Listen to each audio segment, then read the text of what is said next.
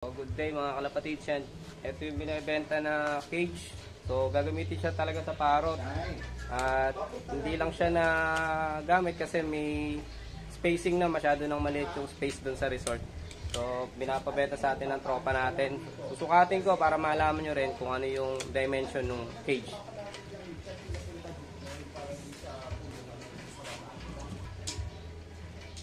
Ang haba niya kalapatids ay 8 feet siya. Magmula doon. So, pwedeng 4x4.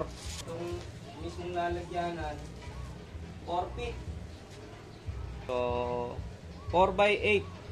8. Tapos 4. Tapos yung pinaka lalim niya ay lagpas 4 feet.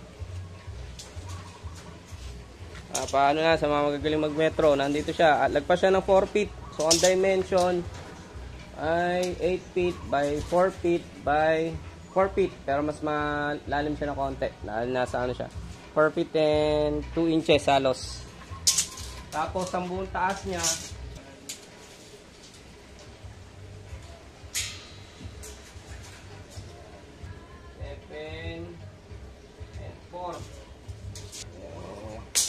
seven and 4 feet ang taas nung cage, magmula dun sa may tubular hanggang dito sa may ground.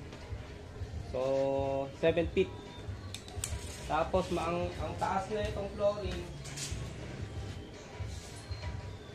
ay 3 feet. 3 feet yung taas nung flooring natin. Bali ang sukat niya dito 4 feet. Tapos may clearance pa ng konti papunta doon sa bubong. Tapos magmula dito sa base niya sa flooring 3 feet pa dito. So 7.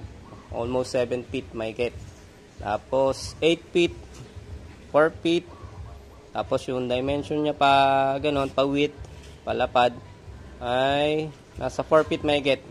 So, pwedeng maging 4x4 sections kung gagamitin nyo sa for stock loft, or kung pwede din to pang, pang flyers loft. So, pakita ko sa inyo ng malapitan yung mga materials na ginamit. Ayan siya kalapatids. So, ano to? 1x1.5. Ito. Medyo mas malapad sa 1x1 eh. O, yun. Angle bar. So, angle bar. Ito. Steel matting na 1x1. Sa sidings, sa flooring, pati dun sa taas. Ayan. Yung taas niya meron din na siyang 1x1. So lalagyan na lang talaga ito ng separations dito sa gitna. Bali sir, ayan mga kalapatids, meron pa siyang lalagyanan ng itlogan sana ng parrot. Talagang ginawa to para sa parrot, kaya siya may ganyan. Tuntungan ng parrot. Ayan po, ayan, may mga gamit dito. Hindi ito nailabas dito nung ginawa. At ilalagay sana sa resort. Pero kasing ginawa pa na isang ganito, nasakto na dun sa resort. Yan. Yan yung pagkaka-weld niya. Yan, sa loob siya naka-weld. So, ayan, meron siyang tubular na nakaabang in case nalalagyan ng bubong. Yun lang ang wala sa kanya, pinakabubong. So, lalagyan nyo na lang ng bubong. O kaya kung lilim naman, pwede din kung gagawing stackan. Pero pagka pliers yan, pwede nyo siyang lagyan na ganyan.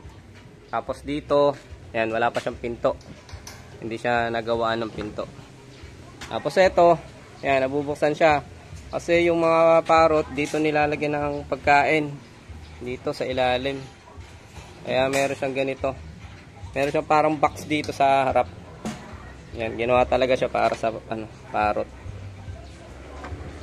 So, inaalis to kalapatids, 13K. In case na magustuhan nyo, chat nyo lang ako. Yan. Pinapaano lang sa atin ng tropa.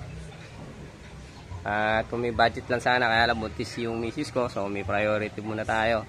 Gusto ko rin sana, kaya lang nataon na kailangan natin ng budget. Magpapasko na. O, baka pwede to. Regalo nyo sa sarili nyo. Alright. So, ito na yung binibenta nating loft.